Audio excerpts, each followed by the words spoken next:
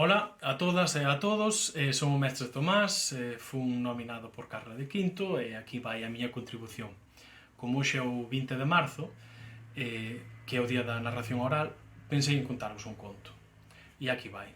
É un conto de fai moito tempo, do tempo no que os animais falaban. E conta que había un raposo que ia un día camiñando por un prado e sen querer deu coa pata no burato dun grilo.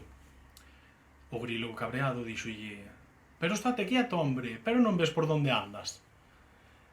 E o raposo, aínda que escoitaba esa voz, non daba visto de onde viña. Buscou, ata que ao final viu un oco pequeniño, un buratiño no chan, onde había un grilo fermoso, negro, brillante. E díxolle: "Pero grilo, a onde vas con esa forza? Tu taste vendo como veste a min co grande que son eu, como te metes comigo? Queres to poñer ou que pasa?" E o grilo díxolle: "Anda, cala, se non queres ter unha lea, non me quentes."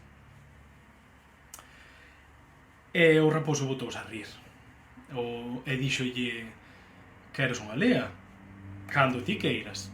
E máis, podes traer a todos os teus amigos. Mira, para mañá pola tarde quedamos, ti trae a todos os teus amigos e eu traerei os meus."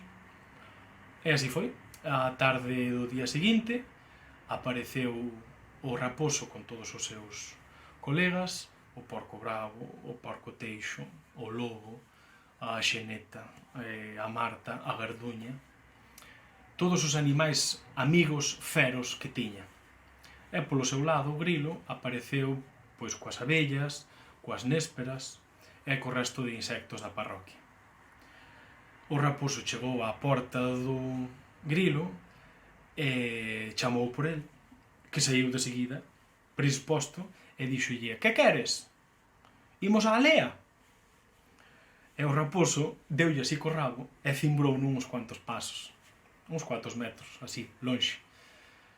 Cando se recuperou o grilo, chamou polas súas compañeiras ao berro: "Que saian as do cu amarelo!" E o raposo e os seus amigos tiveron que escapar da nube de insectos mentras contan que berraban: ao río, que a xente ven con brío!" Este conto explícanos que a forza bruta non o é todo e que máis nos vale un pouco de maña e de traballo en equipo. E colorín colorado, este conto está rematado. Quen non levanta o cu, quédalle pegado.